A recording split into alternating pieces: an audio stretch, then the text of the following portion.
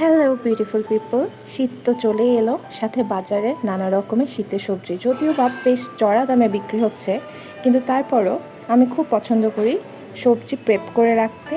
পরে এটা আমি অ্যাড করে দিই পরোটা, রুটি বা নুডলসের সাথে। খুব কম তেল দিয়ে আমি সবজিটা প্রেপ করি, জাস্ট ব্লাঞ্চ করে রাখি, and I really don't waste any edible part of the vegetable. So আজকে সবজি কাটতে কাটতে কিছু হেলথ ফ্যাক্ট বা মিথ নিয়ে চলুন কথা বলি। লেবু পানি বা চিয়া সিডে চর্বি কাটে, ব্যাপারটা আসলে সেরকম না। কোনো খাবারেই চর্বি কাটে না পৃথিবীর, শুধুমাত্র লেবু পানি বা চিয়া সিড আমাদের ক্ষুধাকে কমিয়ে দেয়। রাতে ভাত খেলে মোটা হয়ে যায়।